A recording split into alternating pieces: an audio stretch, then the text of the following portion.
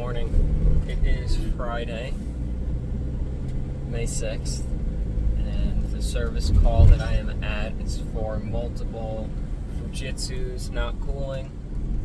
The house is really big. They have 6, 7, 8, 9, at least 9 units hooked up to 3 outdoor units, and I'd say half of them aren't getting cold. One unit definitely has no refrigerant pressure in it, and we got the error code A5 for suction line pressure error less than 7.5 psi for more than 5 minutes.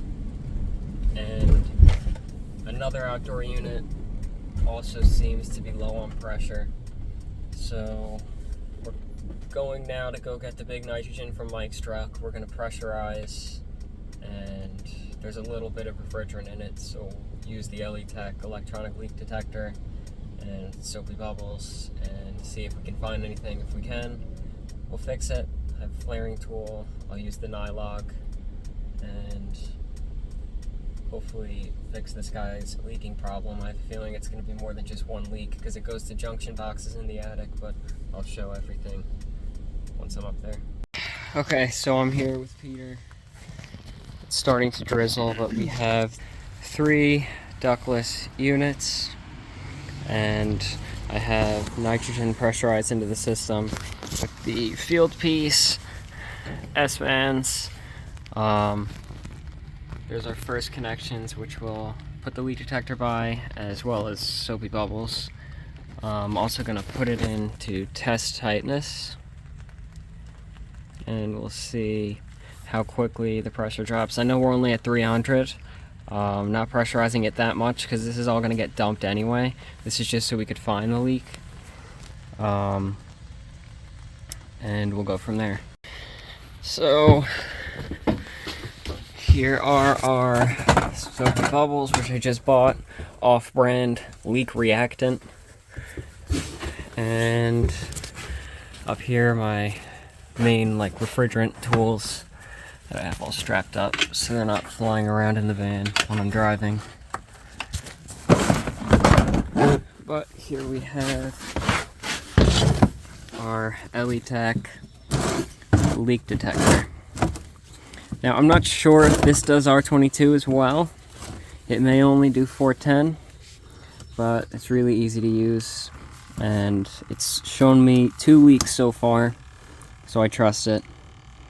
It also has this little stupid blue light, whatever it is, black light, for finding the UV dye when you're doing leak detection.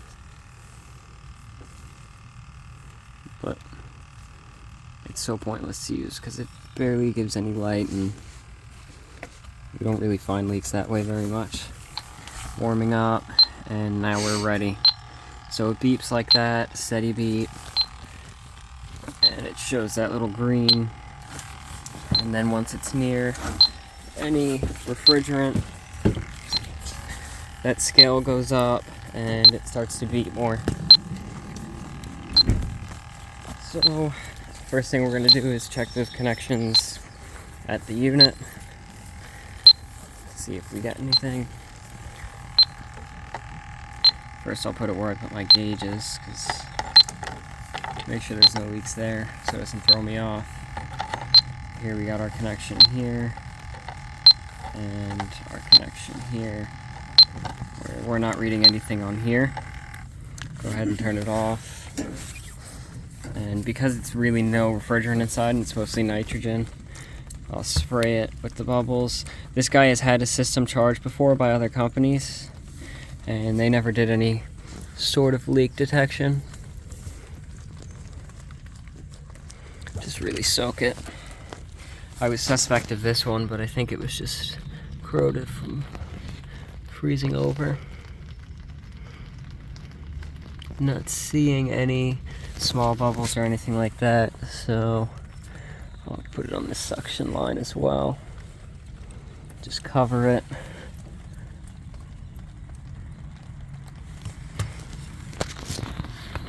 And you can see we have something right there. Let's focus. We don't. Camera's not really focusing, but I could see it clear in person. There's nothing in that general area. Now I've found leaks on line sets themselves. So I'll check there as well. It's gotta warm up again. It's only 30 seconds, but maybe next time I'll just mute it instead of turning it off. Let's see, silicone it at that connection right there, but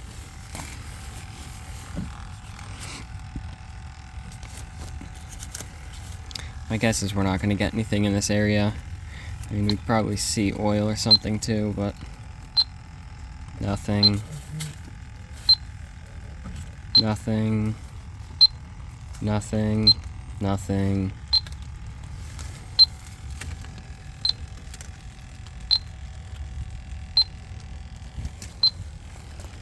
Nothing in this general area, so we'll go ahead and start looking inside, and that's where the nightmare is going to be, with the junction boxes and things like that.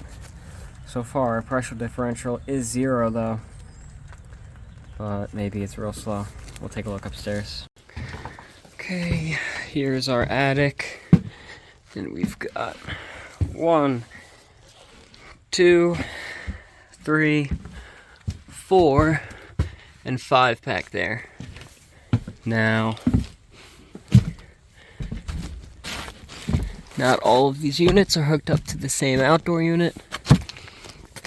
We do have this box right here, which splits off to a few units. And I guess we're going to start with all of the connections and work our way towards maybe doing some more line sets. Okay, so now we're in this little crawl space, and I'm going to be testing this box, and I believe this is where we're going to have a leak. Pretty confident, so I'll cut that back and I'll start testing. Okay, so we've tested 2 of the junction boxes. What are they actually called? Branch box, and nothing, no leaks at them. Check with the electronic detector and with the bubbles, and 0. So we'll move on to the units, but I mean, you could see got them all bubbled up, but they're all soaked up, but no bubbles. So next place is at the units themselves, and if we get nothing, then it's got to be in the line sets. Our pressure isn't really dropping too much. We dropped 0.6 psi in 45 minutes. I'm not sure what it is now. I just had Peter go out and check, but we're not dropping as fast as it seems to drop for this guy. He's had it charged before over the summer, so just keep looking. So we ended up not able to find anything. Our pressure didn't drop, so we're vacuuming the system down, and we're going to charge it, and we're going to put a UV dye in it, so hopefully if it's in the coils or anything like that, we'll see it in the drain, condensate drain, and if it's in the lines, we'll see it somewhere.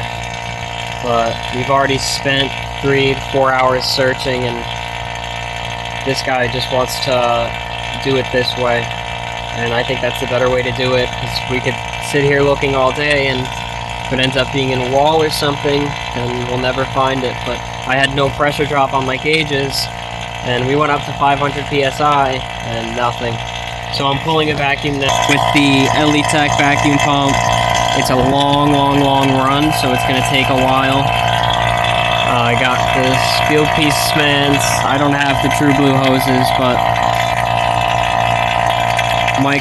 the other Mike is on his way here with some UV dye, because you can't use UV dye and sealant on the mini split systems. Fujitsu says it'll plug up the capillary tubing, so he's getting the regular dye, and then we'll charge the system up.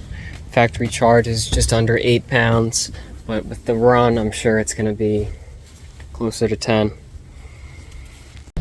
I ended up, again, not recording that much for this video because we were in pretty tight spaces trying to find the leaks. I needed both hands, and we couldn't find it. The pressure never dropped, even when charged all the way up to 500 psi. So rather than just continually waiting and looking, we charged the system with 410, and we put a UV dye in it, and we did that for another mini split system as well. But the main concern was the unit that does the master and the dining area, which was empty when we got there. So right now all his units are cooling, they're all working properly, and if it continues to leak, then hopefully we'll see the dye somewhere. If not, then maybe whoever was there last messed up. He doesn't know when the system stopped working. He said he's just been having issues since he bought the house, but they're never there, so they don't really know. So it's possible maybe someone was there and just didn't charge it, or who knows, but I guess we'll find out. Thanks for watching. If you liked the video, like it. If you have any criticisms, put them in the comments below, and subscribe.